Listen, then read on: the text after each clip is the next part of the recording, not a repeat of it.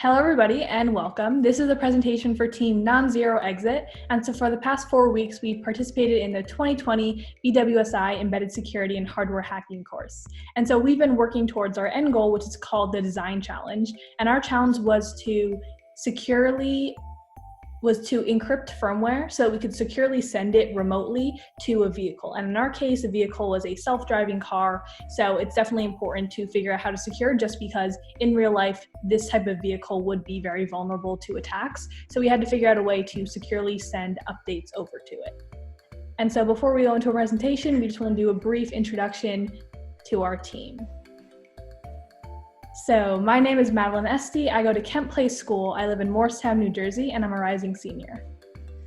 Hi, I'm Alice. I'm a rising senior from Great Neck North High School in Great Neck, New York. Hi, I'm Clarice Pernudo. I live in Los Angeles, California, and I'm a rising senior at Flintridge Preparatory School. Luke, I study at Boston University Academy, and I live in Cambridge. And so first, we'll just go over a few of the tools that we worked on a lot throughout this process. Okay, so the first on the list is going to be the BL build tool, and as the name suggests, BL is bootloader, and so the primary task of the BL build tool is to build a bootloader, and also the BL build tool is going to be responsible for giving us the keys used for the encryptions, and one of them is the HMAC key, which is 32 bytes, and the other one is the AES key, which is 16 bytes, and we're also going to be generating a IV for the AES in this tool. And all of these results are going to be written to the secret build output file, which is later accessed by the FW Protect tool. So the FW Protect tool, or another one of the files that we wrote code in, essentially its job is to protect the sensitive intellectual property by providing confidentiality, integrity, and authentication. So CIA, these are the three main security goals that we had to keep in mind throughout this project. And so the job of this tool was to encrypt our firmware with AES in GCM mode. We'll talk a little bit more about what that exactly is later on in the presentation.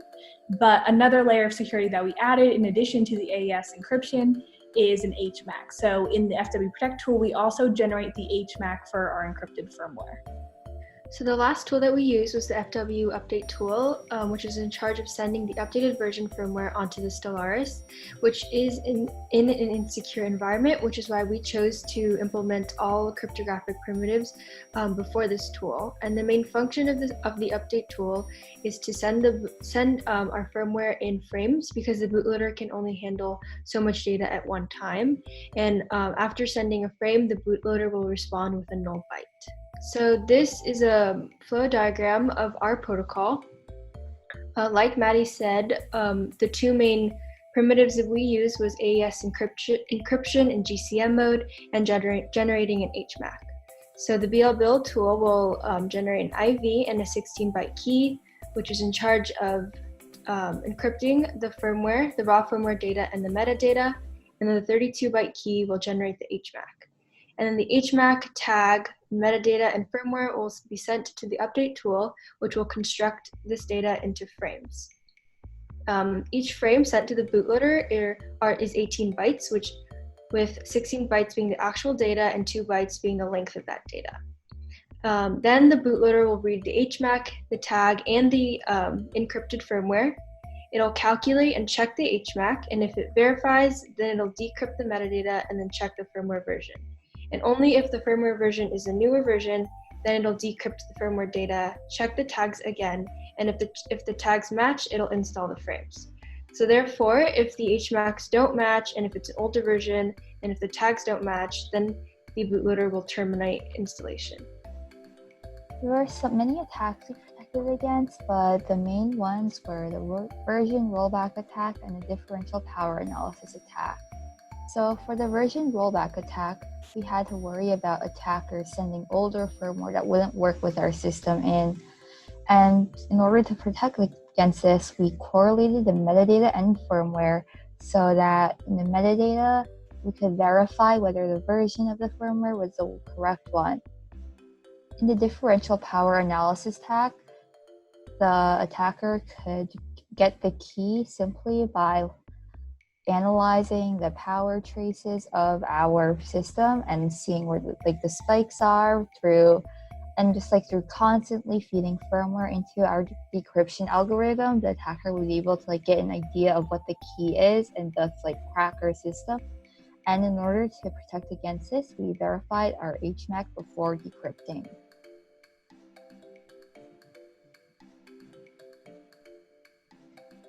So we used two cryptographic primitives for this design, one of which is the AES, and AES stands for Advanced Encryption Standard. We used GCM for our block model operation here, and which means that AES by itself is going to provide us with confidentiality, authenticity, and integrity already to our firmware image. And the reason we use GCM is that it provides many benefits over the other modes of operation. GCM stands for Galactic counter mode, and this is an improvement over the plain counter mode, which I'm going to explain in a second. So if you look at the diagram on the right, we start with an IV, or initialization vector, and this is concatenated with a counter, which is going to increment from block to block, and the IV and the counter together are going to be used as the key for the encryption. And after the encryption, we're going to XOR the result with a plain text to generate the ciphertext here. And the benefit of something like counter mode over CBC mode is that counter mode can leverage parallel processing because the computation on one block does not require the result of any previous blocks, which is the result in CBC. And the benefit of GCM over CTR is that GCM supports something called a GMAC, which is similar to a HMAC, both of which can help us authenticate the source of the firmware. And so because AES GCM mode does provide a lot of the security goals that we wanted to meet, we focused on that first, and then we added an HMAC. And so an HMAC stands for Hash Message Authentication Code. And so it provides integrity and authenticity. It just doesn't provide confidentiality like AES GCM mode does. And so what the HMAC does is essentially it calculates message authentication codes using a cryptographic hash function together with the secret key. So the diagram that explains how this is done is on the right here.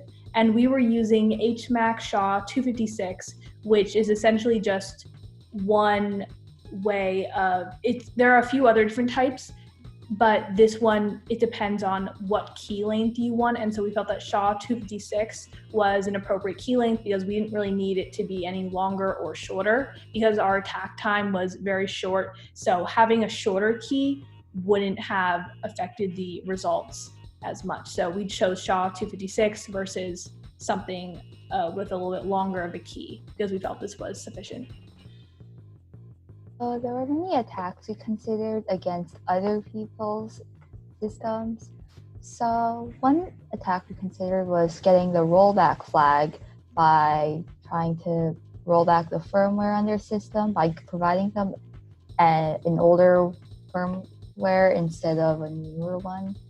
And so we decided to do this because we saw that the encryption of the HMAC on the metadata and firmware was done separately. So we thought that we could maybe perform a man-in-the-middle attack by intercepting the firmware and just mixing the old firmware with the new metadata. But we realized this wouldn't work because the other teams used key rotation, which would change the keys around for separate encryptions, and ultimately we had to scrap that idea. Another attack we considered was a differential power analysis attack. So we decided we'd probably try running the program enough times so we can get data about the power of the encryption to find out the keys. But then this was only theoretical because we weren't physically in person, and the differential power analysis attack would require us to actually be there in order to analyze the power. So this was mostly just a more theoretical idea. And so just in terms of how we approach the process of trying to figure out vulnerabilities in other team systems, so the first thing we tried to do was identify vulnerabilities in our own program and then look for the same vulnerabilities in the code of other teams. And then we also focused on systems and teams that had a flow diagram first, just because while that was not required, it definitely helps with the documentation, and the better documentation you have, the more points you get in the challenge. And the teams that had a good flow diagram, kind of like the one that Clarice talked through us earlier, that really helped us understand what exactly was going on in the program versus just kind of looking through all the code. And so we definitely focus on those teams first to kind of see what we could even notice just by looking at their diagram. And then also we like to sketch out our attack ideas. So if the team didn't have a flow diagram, we would kind of make our own, figure out what exactly is happening, in what order, and then from there, it would be a little bit easier to figure out where we could attack and at what point in the process we should attack. So there are a few problems with our current design, which leaves room for some future improvements. One of which is the buffer overflow. So C in general is susceptible for buffer overflows because many methods do not check for the buffer size. And for instance, in our code, we used functions such as memcpy, which do not check for buffer sizes. So technically, the buffer can overflow, which can override other parts of the memory. And this can lead to some potential attacks. And the second part we want to improve is the memory usage. So right now, we have two buffers. Each is going to be 30 kilobytes. So together, the bootloader is going to be using 60 kilobytes of memory.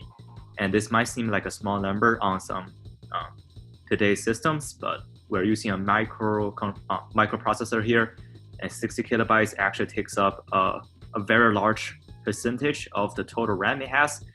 This means that it can take up the space for other parts of the processes, and this can lead to potential problems down the line. The code works so far, but we would like to change this and remove this potential weakness. Just to kind of end our presentation, we just wanted to say a few things about our experience at BWSI. So I guess Alice, if you want to start. Yeah, so I thought BWSI was a super fun and transformative experience. It was really exciting learning about embedded security, and I met so many awesome people. Yeah, and so the 4 weeks flew by super fast, even though we were all at home. I learned a ton, and definitely by the end of each day, I was exhausted, but it was definitely worth it because I had a lot of fun. And like Alice, I met so many amazing people, and I really hope I'll be able to meet up with them in real life eventually. And I'll definitely miss my team after this is all over. Just like Maddie and Alice said, I learned such a great amount in the 4 weeks. It flew by so quickly, and I'm so lucky to have gotten this opportunity. And I love my team so much, and I'll definitely miss them. Yeah, I get the chance to meet some really nice people, and I especially enjoy actually made some very close bonds with Arthur Chen, and we actually only live like 30 minutes away from each other. So I guess it is very possible that we're gonna meet up in real life and talk about life choices and stuff. It'll be fun. And then this is just a fun slide, but like I said, we learned a lot, and it was definitely hard. And so sometimes our team felt it was important to take some brain breaks. And so as you can see, we did a lot of drawing. So we drew on some of our programs in the top left corner. We drew hearts, of course, because we love it, super fun. Alice drew our TA, Arthur, who was awesome. And then we also played a lot of rounds of Hangman with, of course, cybersecurity related words. So we did 30 kilobytes because that was the max firmware size we had.